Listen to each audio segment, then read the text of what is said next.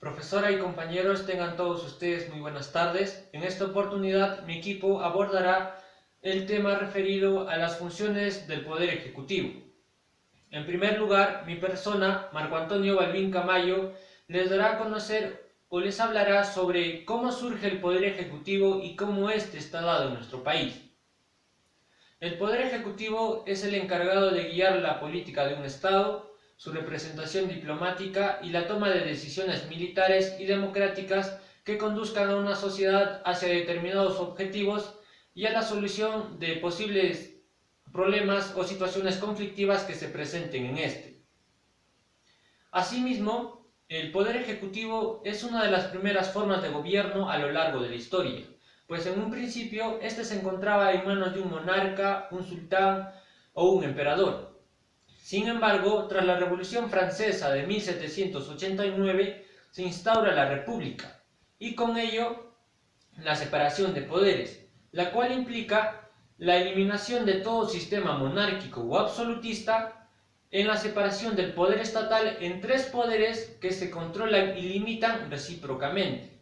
En el Perú se sigue este principio de separación de poderes, contando así con el poder ejecutivo, legislativo y judicial.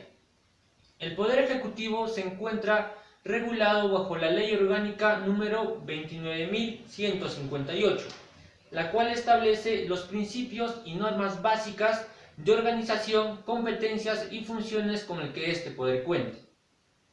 Asimismo, este se encuentra conformado por la Presidencia de la República, el Consejo de Ministros, la Presidencia del Consejo de Ministros, los ministerios y las entidades públicas del Poder Ejecutivo, las cuales cuentan con normas de organización interna basadas en la relación jerárquica de autoridad, responsabilidad y subordinación que existen entre las unidades de trabajo que desempeñan sus funciones y coordinan con los respectivos niveles de gobierno. Por otra parte, el Poder Ejecutivo ejerce competencias exclusivas a este y competencias compartidas con los gobiernos regionales y locales. En la primera, se ejercen competencias como el de diseñar y ejecutar políticas regionales y sectoriales, siendo de cumplimiento obligatorio, en la cual la responsabilidad recae bajo los gobiernos nacionales, regionales y locales. Por otra parte, las competencias compartidas con los gobiernos regionales y locales están fundamentadas o basadas en las normas de separación o de descentralización, precisando la responsabilidad de cada nivel de gobierno en cada materia correspondiente. En síntesis, el Poder Ejecutivo encuentra su origen con la separación de poderes. Sin embargo, esto no quiere decir que existen diversos poderes del Estado, sino solo un poder estatal que se manifiesta de diferentes maneras a través del ejercicio de sus determinadas funciones, en la que, por ejemplo, el Poder Ejecutivo ha de cumplir ciertas funciones que conduzcan a la sociedad hacia determinados objetivos de interés colectivo o de interés común, mediante las acciones que se ejecuten o tomen por medio de este y su organización, las cuales ha de cumplir una responsabilidad de supervisar, pero no estrictamente ajena a ellos, sino mediante los organismos o instituciones que se encuentren inmersas en él. Gracias. Dorregaray Oceda Valeria, ¿sabes qué es la Presidencia de la República? La Presidencia de la República está regido por el presidente, el cual es jefe del Estado y a la vez jefe supremo de las Fuerzas Armadas y de la PNP.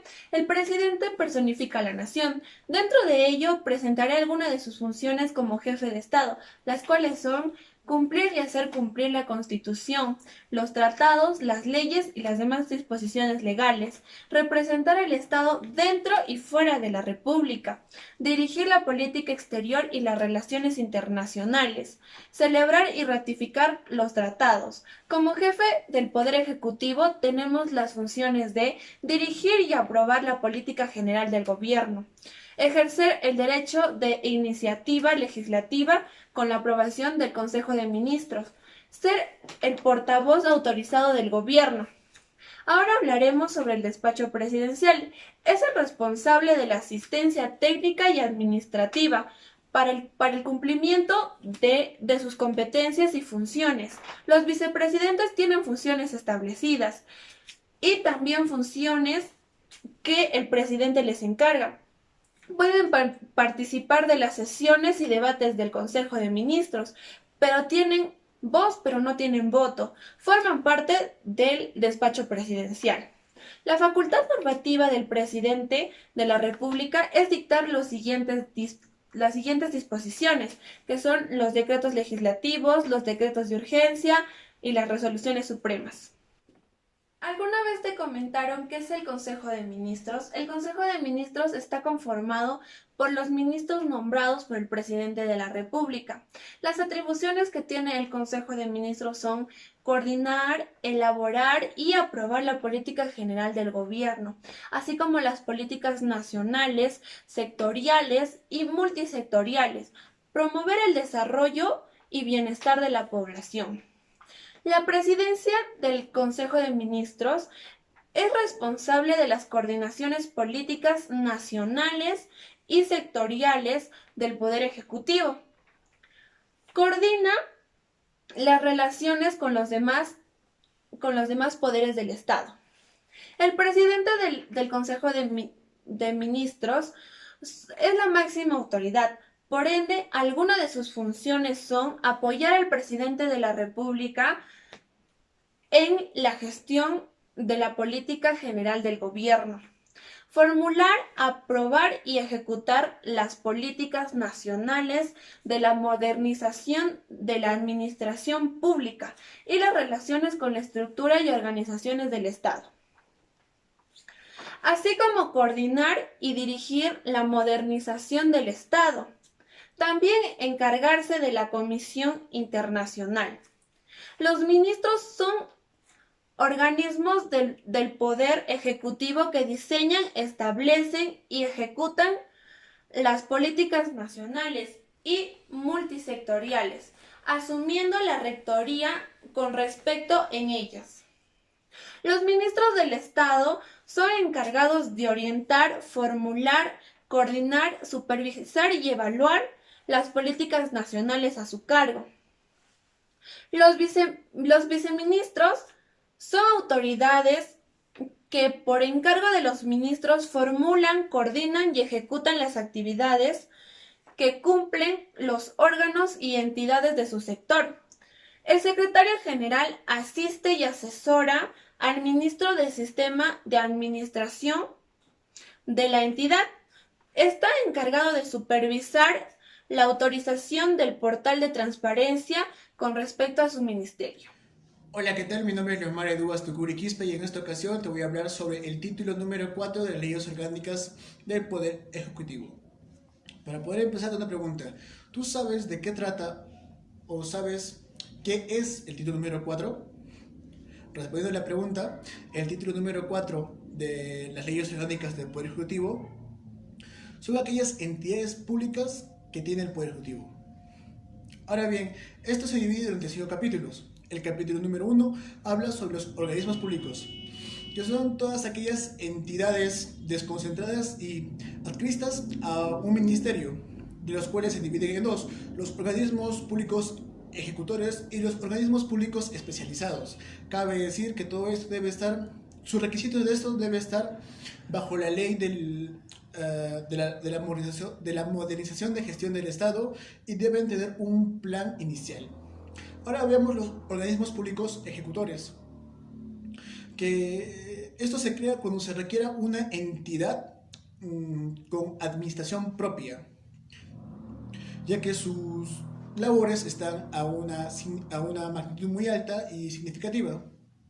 Ahora, los organismos públicos especializados tienen independencia, pero están sujetos a la ley, dentro de los cuales encontramos dos: los organismos reguladores y los organismos técnicos especializados. Los organismos reguladores son todas aquellas entidades que se crean con el fin de regular fiscalizar los mercados o garantizar el uso adecuado de funcionamiento de los mercados no regulados, mientras que los organismos técnicos especializados son aquellos que se crean para planificar, supervisar o ejecutar y controlar las políticas del Estado en un determinado plazo. Todos estos tienen un instrumento de evaluación estratégica y están sujetas a la supervisión y fiscalización de acuerdo a su ministerio correspondiente. El capítulo número 2 son las comisiones.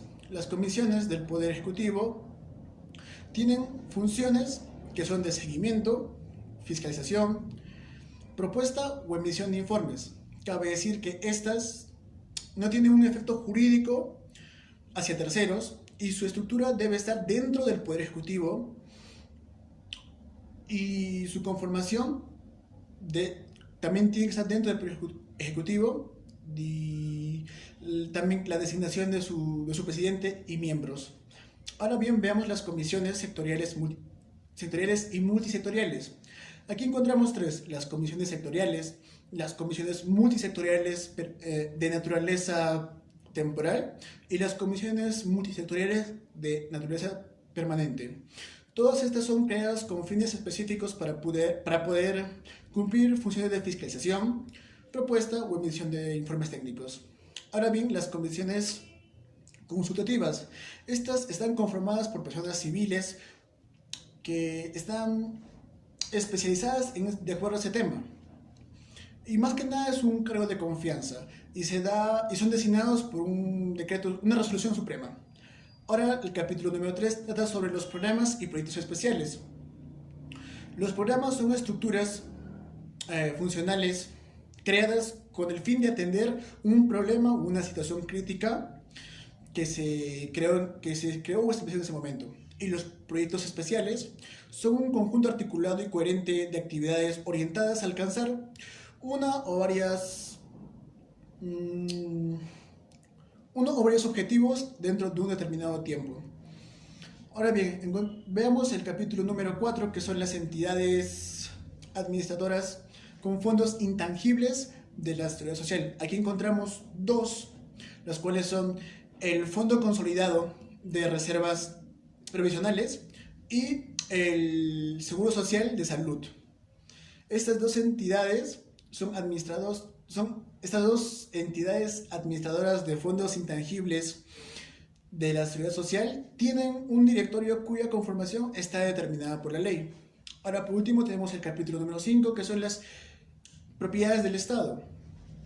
Son todas aquellas que realicen las actividades empresariales por parte del gobierno nacional.